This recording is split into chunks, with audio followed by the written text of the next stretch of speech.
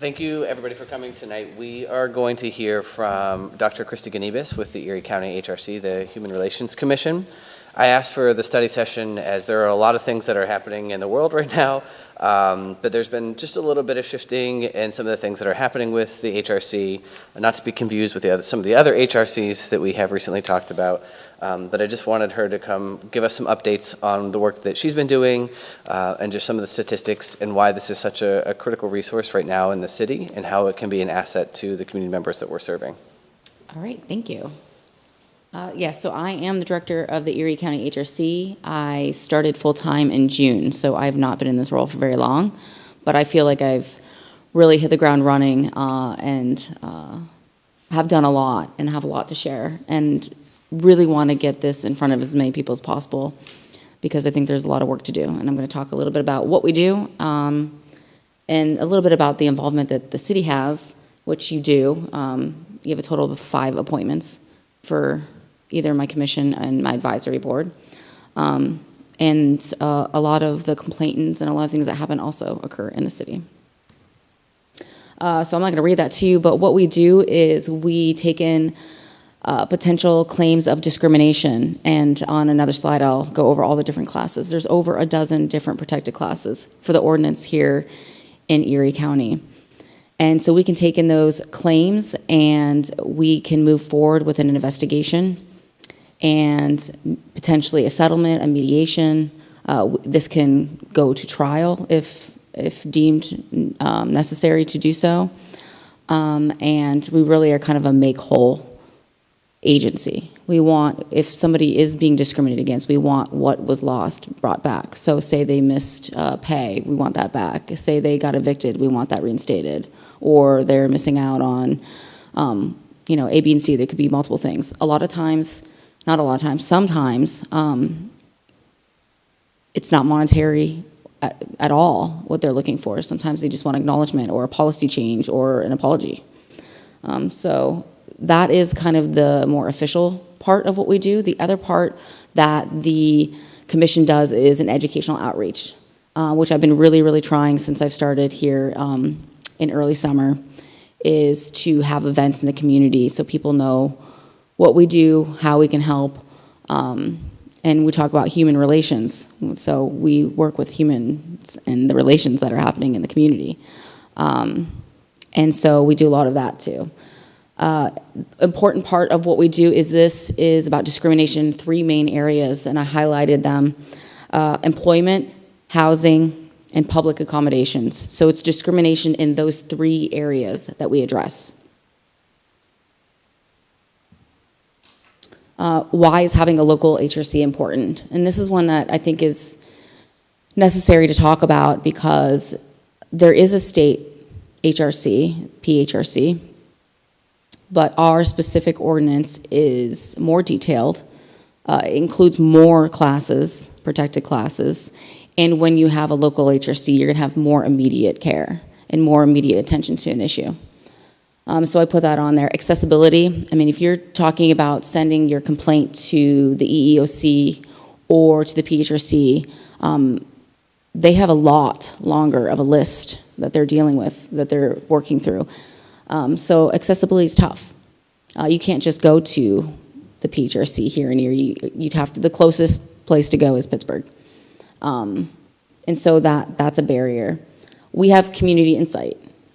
I would like to think that I've worked really hard to make some connections with the community. So when there is something going on in the community, I'm able to reach out to somebody and get an immediate answer or find out a little bit more. Investigation on our end with a local HRC is faster because I can say, hey, you know what, I actually know somebody that works at City Hall, so I'm going to call somebody. Or I know somebody that works with, social workers, I'm going to make a call. And when you're talking about a statewide or a national agency, they definitely don't have that. We provide local trainings. We provide local educational sessions. We provide panels so that people can talk about what's going on in the community and what their need is, roundtables, things like that. You're not going to get that from a state or a national. And there's accountability here, where we can maybe move the needle and change things. So bottom line, I think local HRC is incredibly important, and we're lucky that we have one. And I think the goal now that things are moving forward and with a good momentum is that we can really have some positive changes. So these are all the protected classes that we have. There is, I think, 14 on that list. And some of them are maybe the obvious ones that people, they're the things that you can see, right? But there's a lot that maybe you can't see or you don't think about that are on this list. Some that are on this list that are not on others would be criminal history. We have protections for folks with criminal history that is not at the state level. I think that's really important. We also have added protections for sexual orientation and gender identity. The state does not have that necessarily. They're actually going through a lawsuit right now because they have not appropriately added that to their list of protected classes. They've just kind of put it in a parenthesis after sex to include that. And so that's important. And the use of a guide or support animal is one that we really, work hard on and making sure that people are aware of here in Erie County. That's a little bit different from others. Okay, the formal structure, and this is where you folks, the city, come into play. Is we have it's the enforcement commissioners.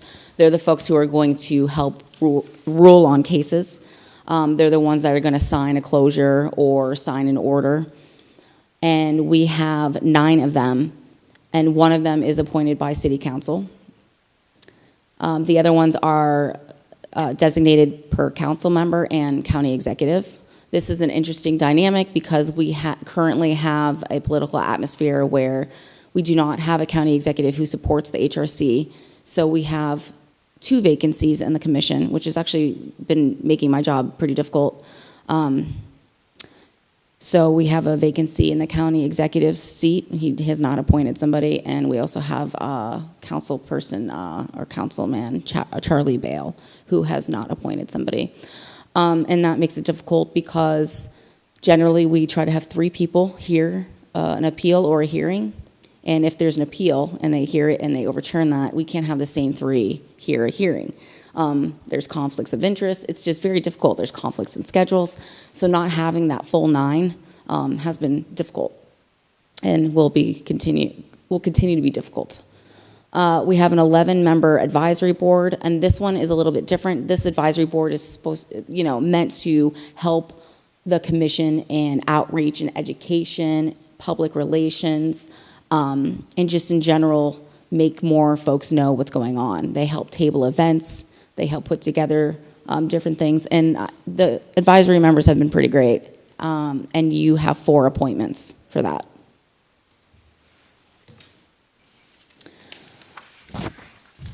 This is something that I put on here, and I feel like people think they know. But I would say a lot of my calls that I get coming into the HRC is really defining with the folks calling whether it is discrimination or whether it could be discrimination.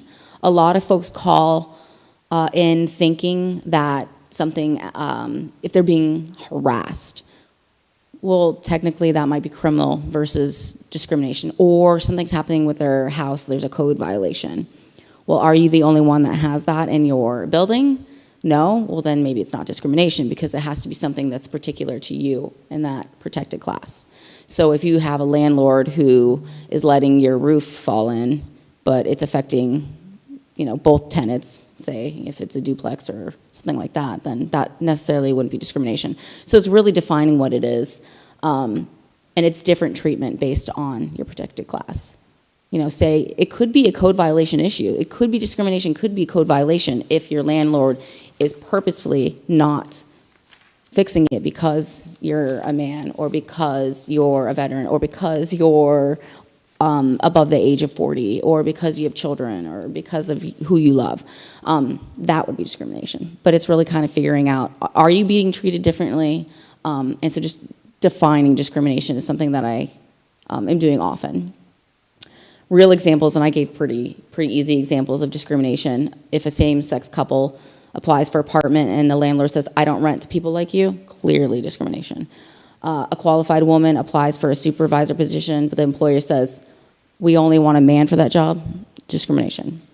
A restaurant refuses to seat a family because somebody has, a child uses a wheelchair and says it's gonna block the aisle, discrimination, public accommodation. And we can talk about any of these different protected classes or in the areas of protected classes, but I want to touch a little bit on that last one. I think there's also confusion on what a public accommodation is. And a public accommodation is anywhere in Pennsylvania that the public has access to. So it can be a business. People think if it's a private-owned business that they have the right to discriminate, and they do not. So there's, I say this a lot because it's the story people remember, but there's the story about a bakery in Colorado, or it's a different state, that refused to bake a wedding cake for I think it was a gay couple. In Pennsylvania, that's discrimination. So it could be a salon, it could be a barber, it could be a bakery, it could be the park, the public park. It's anywhere that the public is welcome to patron. So how does the reporting and recourse work? This is a super, super narrow scope of how it works because there's actually probably multiple ways that it could go, but the easiest way that you could see it is in this flow chart. Somebody can make a complaint. We generally try to vet that complaint. Like I said, could this be discrimination? If there is a possibility this could be discrimination, we have a form that needs to be filled out and signed. It can start with a phone call, it can start with a walk-in, it can start with an email, but to officially have a complaint, they do have to fill out a form and sign it, and we do help provide the resources to do that. We are a neutral body, so when somebody comes in, we can't say, oh, we're on your side, but we can give you the resources needed. We help folks type up incidences, we can help provide a computer if somebody needs it, we give them what they need to file the complaint. Then we'll have that initial review. We can either go immediately into a mediation, because I think the most important thing is mediation first, because a lot of times there's misunderstandings between the parties. And you want to avoid hearings as much as possible for many reasons. But a lot of times it is a misunderstanding. Sometimes mediation is enough to get, if it's not a misunderstanding, to get the person that responded to do maybe the right thing if they were not doing the right thing, and then we can settle it after that. If not, we continue the investigation, and if there's probable cause, we can put forth a charge. We do have subpoena power to get information as needed. And then if it needs to go to a hearing, it can. If we have an administrative closure, they have, at some point, they may have the ability to appeal that. And everything during the process up into a hearing is confidential. The hearings are public. So if it is going to go to that's another reason why people want to mediate. They're like, we don't want this out there. Our business doesn't need this, or, A, B, and C. So a lot of folks do end up wanting to mediate. So this is just my intake, meaning folks that have called in with complaints from when I started. 9 housing, so housing is the highest. Employment and public accommodations kind of are a tie there with 4. The majority of the housing complaints involve service animals, evictions, harassment, or issues with the landlord. Employment cases include termination claims, retaliation. Issues with race, disability, and criminal history are the main topics there. Public accommodations are denial of services such as health care, being removed from for a birthday party, for example, was one of them. DHS services, parking, and several complaints reference disability as part of it. Big thing being denial of accommodations. And a lot of times it doesn't fit the bill for what they're looking for, so we refer out to other services. We can refer out to folks like, hey, maybe you need to speak to somebody at HUD, United Way, maybe you need a case manager, different legal services, so there are times that we refer out. I also have current active cases that are docketed at this moment, and we have 24 active investigations right now.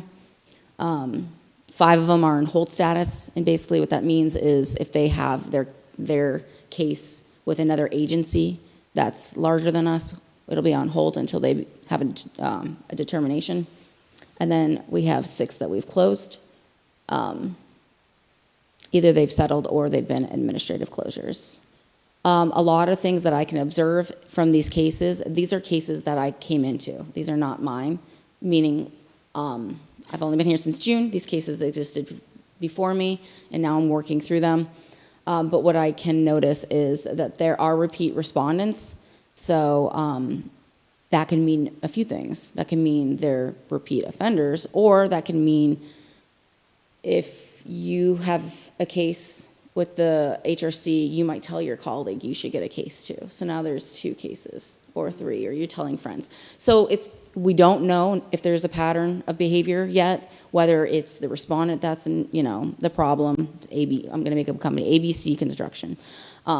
If there's multiple cases against them, is it actually the business, or is it that the complainant is letting their colleagues know to also make a complaint, or is it both? It could be.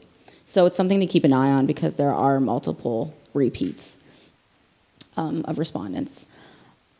So it's something we think about for sure. Outreach, some of the outreach part that I've been working on, we had the Being Black and Erie panel series, Race, Place, and Belonging. That was at the Blasco. We're going to have another one for Being Black and Erie on October 1st.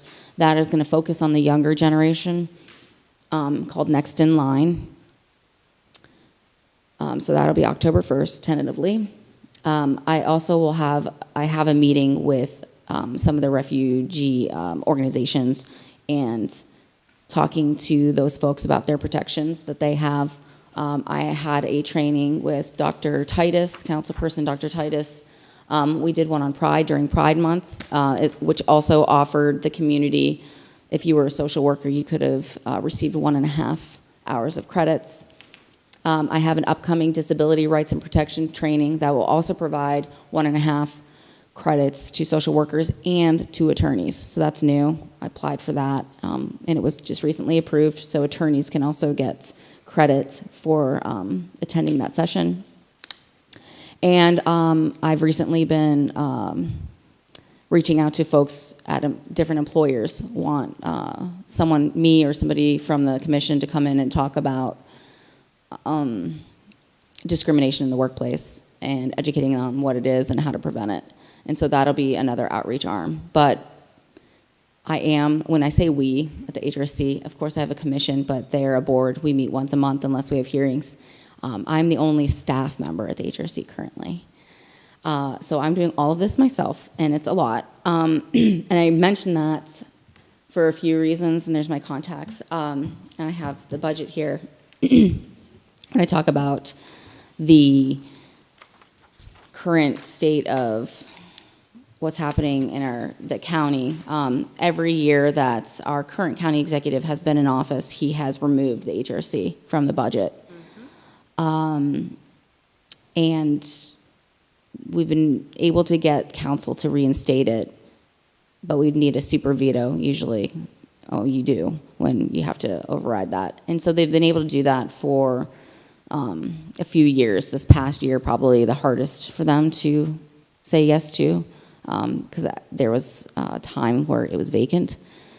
And so, here's an example, the budget in 2024, which was passed in 23 when there was somebody, was $260,000. My current budget is $150,000, which is difficult.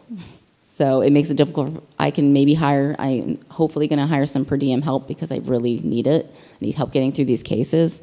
I need help with outreach. There's a lot that's going on, and I work probably 50 plus hours every week, trying really hard to get all this going because I believe in the mission of the HRC, and I think with the right people there, it could be something that's really great and important and impactful for the community. So I share that because the city also does contribute to that budget by $15,000. So there is a budget line item for $15,000 a year that the city contributes to the HRC. Our HRC office is located in the city. It is the bottom of the Masonic Temple on the floor level. We just acquired it a month ago. It has window space, so I can put the events on the windows. People are going to see it every time they walk by. And so I think we're making all positive, everything that's happening is a positive step. Excuse me. I think that's kind of it. Do any councilors have questions? Not necessarily a question, it's just that when you refer to the budget, I just know that this is an election year, so hopefully people who are listening and paying attention are paying attention, because November 4th, we have a chance to not re-elect the current county executive, so. Do any other municipalities contribute? No. That's a good thought. I didn't think of that. Yeah. Difficult, but I think about that, yeah. We've been having this conversation a lot with some of the things that we've had to make decisions on. So it's kind of top of mind for us as we're navigating through some of this. Sure. And yet this is countywide. Yes. And I'm so thankful that you do believe in the mission. I believe in the HRC. In years past, I was the liaison and attended meetings. It is very important to have enough people to have a certified meeting. Mm-hmm. Is there any way we can get other county council people to get another person on there besides, to Charlie Bale, obviously? Yeah. I think the way that it is now is it has to be recommended by the current council person. I was talking with a few people that there could be an ordinance that's passed that when someone refuses to fill a vacancy, that could be overridden by the majority, but as of now, it has to be agreed on by the district. Yeah, by the district, yeah, person, representative. I thank you, because people need somewhere to go to advocate for them and to be there for them. And it's important on a county-wide level to, continue and not just rely on the state. The whole state of Pennsylvania is definitely bogged down with all their problems. Sure. So it's great to have something at the county level. Mm-hmm. Absolutely. How active is your advisory council? I think, right now we're meeting, my commissioners meet every month, but my advisory council, we meet every other month. I think that could be something that I'd like to change, because we are so active and I'm having multiple events every month. They do help with those events. I think this is an Erie appointment. Edison Nicholson has been very active. Our roundtable event that we're having, that you all will be getting a letter in the mail soon, is going to be at his nonprofit. It'll be at the Leadership Institute, the Erie Youth Leadership Institute. He's been very active. Alex Vaughn's been really active. Yeah, so I have a good advisory council, and that's one that's a little bit larger. So when I'm missing the two appointments, it's okay. I'm more hurting on the commissioner's side, for sure. How many calls would you say you get a week? It could be 20 one week and like 2 the next. And I think also because this was vacant for so long, a year is a long time. Mm-hmm.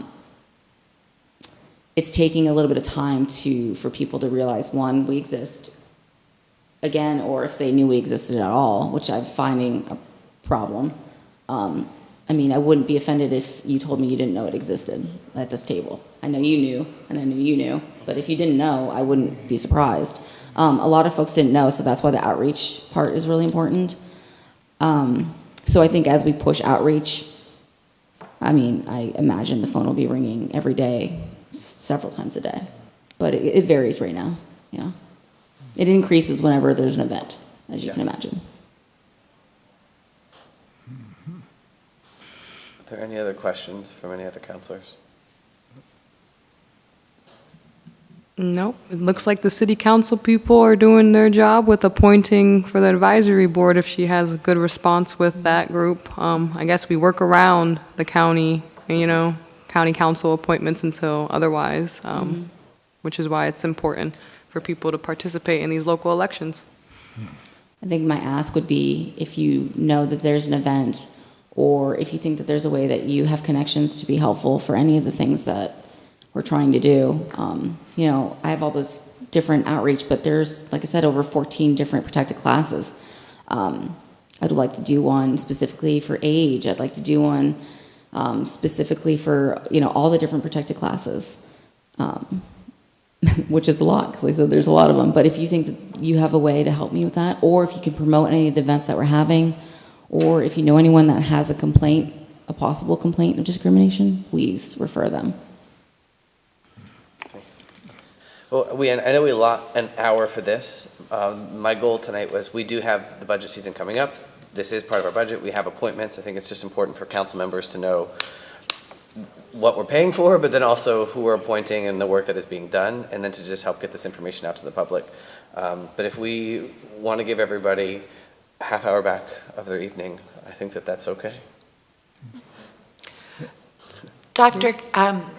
Ganibas, like we have like different festivals and different activities, and I know it, you know, you're definitely overworked, but if anyone perhaps, you know, there's that information flyers, and they could set up a little table at these different fests coming up in the fall, like at the Hispanic Fest and the Irish Fest and things like that. You know, maybe, you know, just to keep getting the word out there with the advisory committee doing that or something.